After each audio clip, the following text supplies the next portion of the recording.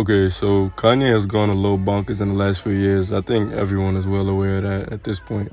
In the past, when he was saying wild shit, I think a lot of people let it rock because he was simultaneously creating some of the best music we had ever heard. Now, well, let's just say he's not.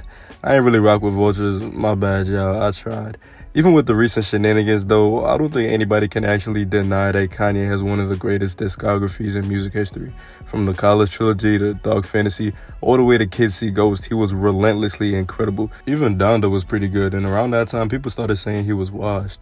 Kanye's chokehold on the music industry didn't start when College Dropout released in '04 though. There's a reason it was so overwhelmingly popular even though it was his first album. A producer selling 450K copies first week is not regular at all. Most rappers can't even do that. Kanye was already well known as one of the rap game's best young producers by the time it dropped, with a production discography dating all the way back to '96. Let's take a trip into the history books. 28 years in the past, when a Chicago rapper named Grav dropped his only album, a 13-track record called Down to Earth.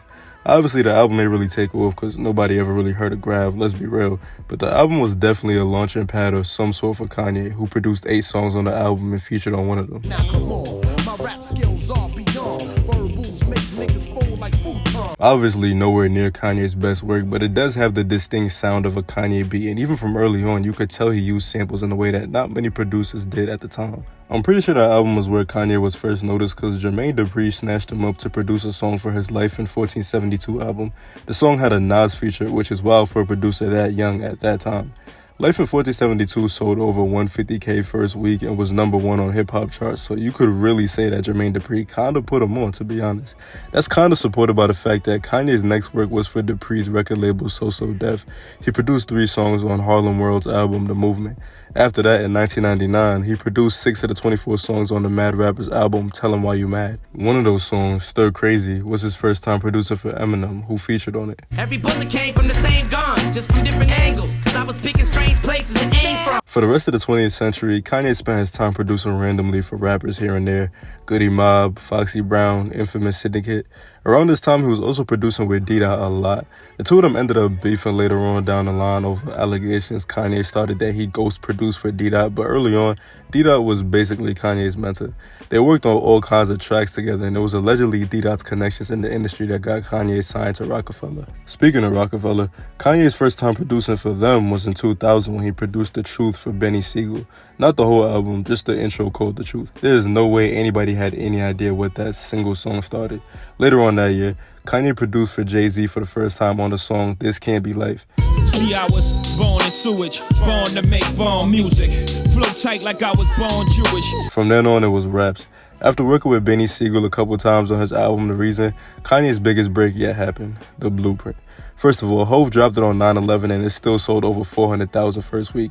Motherfuckers saw the city crumbling and said, man, I don't really care, throw on that jigger. Kanye produced pretty much all the biggest songs on that album besides Renegade. H to the Izzo, V to the Izzy. That was Ye. Where's the love? That was Ye. ROC, we running this rap shit. Memphis Bleak, we running this rap shit. Yup, that was Ye. It's kind of hilarious he produced the biggest diss towards Nas, and then the next year he produced Papa Was a Player for Nas. This nigga ain't give a fuck about no beef. He just want to make beats. From Blueprint to 2004, Kanye did some of his most respected and some of his most underrated production work. There was all-time great songs like 03 Bonnie and Clyde by Jay-Z and Beyonce. All I need in this life is sin. It's me and my girlfriend, me and my girlfriend. Get By Talib Kweli. We sell crack to our own out the back of our homes. We smell the musk of the dusk and the crack of the dawn. We go through episodes too. And You Don't Know My Name by Alicia Keys. Feels like you don't know my name. There was also some of his work that definitely deserves a little bit more love. Came Back For You by Lil' Kim. Good evening, ladies and gentlemen. I am the one and only Queen Bee. And Let Me Tell You Something by T.I. Wanna be my man. I wish this nigga make his mind up, right? I can dig it, dip out with me. It's important to note that before College Dropout came out in 2004, Kanye was barely doing any rapping. If he did rap as a feature, it was rare. I don't think he had more than like a handful of features before 2004. In 2004, he went buck wild with the features though, obviously because he had dropped College Dropout and actually kicked off his rap career for real. Not gonna lie, people like to shit on Kanye's rapping ability for whatever reason because of how bad it's gotten very recently and the fact that he's not an insane lyricist like Nas or Kendrick or something. But back in the day, he was actually spazzing. His verses be funny as shit. He the type to be like, shout out a nigga that rode off on a scooter, hit the runway and shit, yeah, they call me the pooper. I remember when he dedicated a whole Cudi feature to a poop joke. Like, what the fuck is you talking about, bro? After only featuring a few times before, in 2004 alone, he featured on The Way That You Do by Carl Thomas, My Baby by Janet Jackson, This Way by Dilated Peoples, 7 songs on Consequences album Take 'Em to the Cleaners, Selfish by Slum Village, Talk About Our Love by Jadakiss, I Gotta Love by Jen, Down and Out by Cameron, and Number One by John Legend. I think there was also that one song, I forgot what it's called. Where You At by Boost Mobile. I just looked it up, not gonna lie. Of course, he produced most of these songs too. Selfish by Slum Village. It's a heat rock, spit like a beatbox, the way the beat rocks, new version of Pete Rock. And This Way by Dilated Peoples. My white girl wanna move back to Michigan. I'm pulling girls off the bench like a 6-man. Are two of my favorite Kanye beats and Kanye features, and they still wouldn't be in his top 5 beats from 2004 alone. Most of that top 5 would be in College Dropout, of course, one of the greatest debut albums in the history of music. Instant star power on this level is something we haven't seen for a minute in the music industry these days. He then went on to go on one of the most insane runs, both overall music-wise and production-wise, in the next 6 years. This might be an unpopular opinion, but after Dark Fantasy and maybe Late Registration, I genuinely think Kanye's best production job across an entire album, whether it's in his discography or somebody else's, is B by Common. Faithful. We got to be. I want to be. In the beat intro.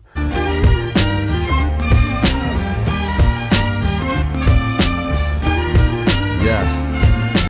Are both in the top tier of Kanye produced tracks, in my opinion. It's basically impossible to pick a definitive favorite Kanye beat from that era, but shit, I could put together a top 5. Definitely throwing the beat intro in there. I gotta put Diamonds from Sierra Leone in there, come on now.